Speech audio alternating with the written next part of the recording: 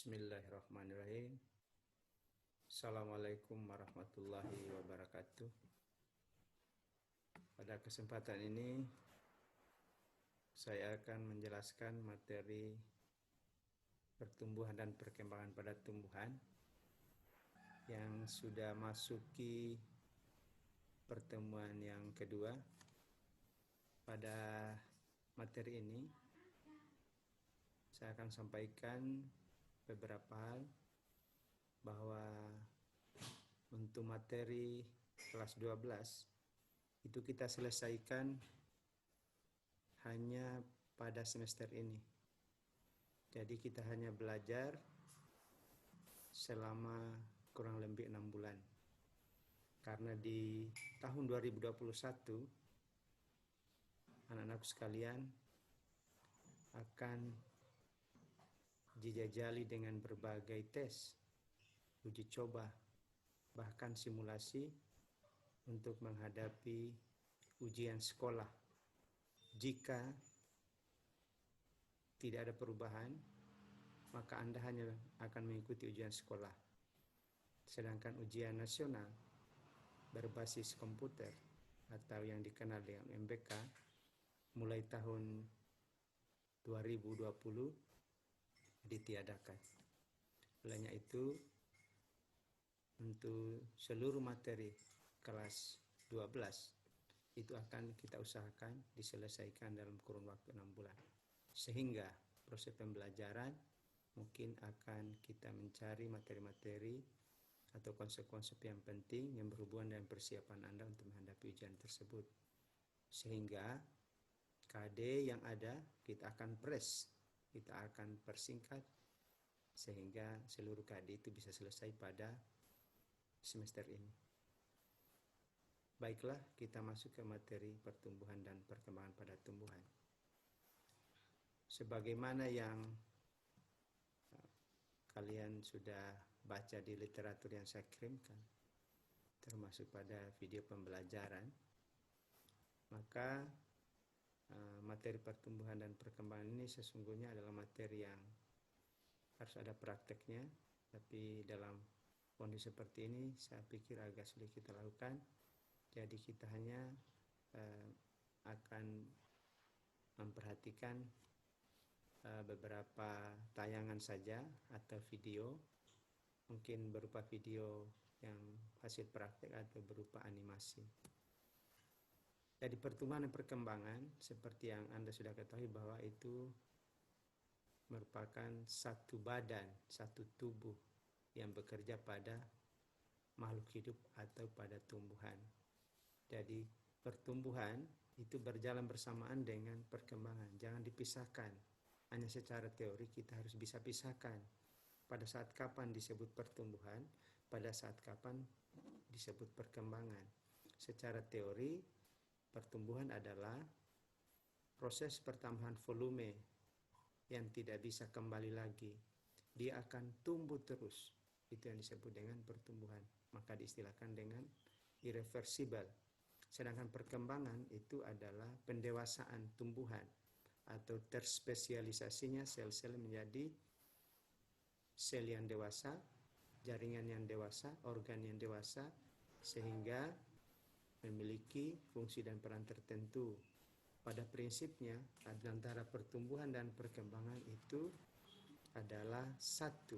Sehingga misalnya kita lihat pada contoh pohon mangga, maka sesungguhnya pohon mangga tidak bisa kita sebut saja tumbuh, tapi tumbuh dan berkembang. Itu dalam istilah biologi secara umum atau istilah sainsnya. Terus pertumbuhan dan perkembangan tumbuhan itu ada beberapa yang mempengaruhinya. Pasti dari sisi tumbuhannya tersendiri, tumbuhan itu sendiri.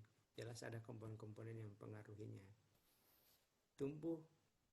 Tumbuhan bertambah tinggi itu karena satu, pertambahan jumlah sel.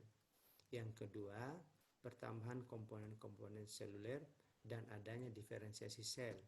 Seperti pada tayang ini, ada titik-titik tertentu yang menyebabkan tumbuhan itu bisa berkembang. Ada di ujung akar, ada di ujung daun.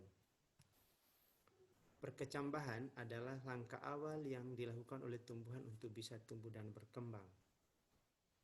Jadi perkecambahan nanti kita akan beberapa minggu depan kayaknya kita akan coba lakukan bagaimana membuktikan perkecambahan pada tumbuhan. Misalnya biji berkecambah. Misalnya kalau Anda ke pasar lihat ada toge, itu kan melakukan perkecambahan.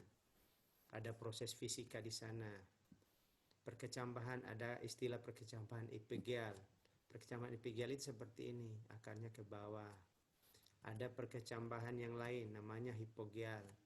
Hipogeal itu akar juga ke bawah tapi tumbuhnya seperti ini. Lalu belum mulai atau akan muncul di permukaan.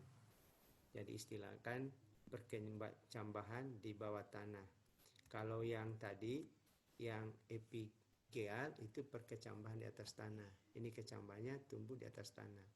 Pada prinsipnya antara keduanya sama. Apa yang menyebabkan sama? Ya akarnya semua mengarah ke bawah. Tujuannya apa? Untuk pencarian air.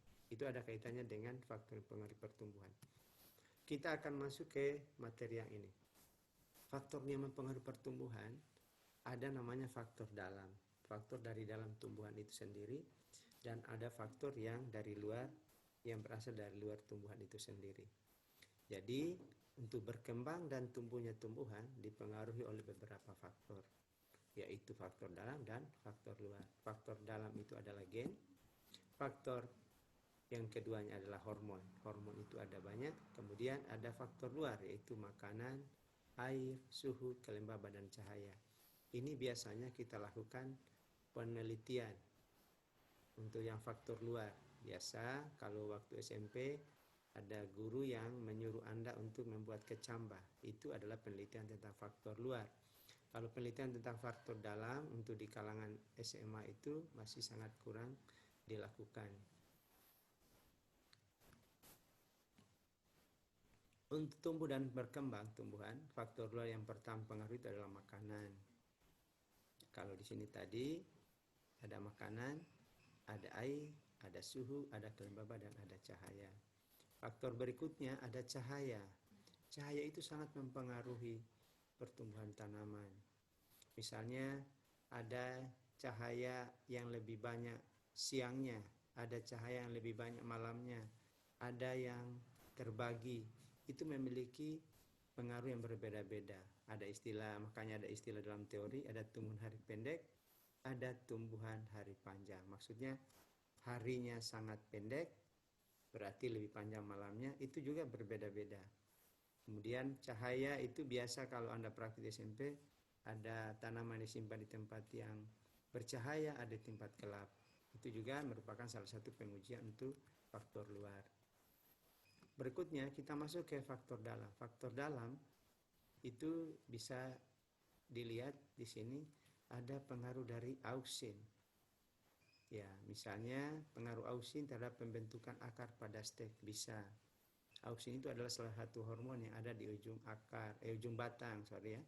Ada di ujung batang itu ada hormon auksin.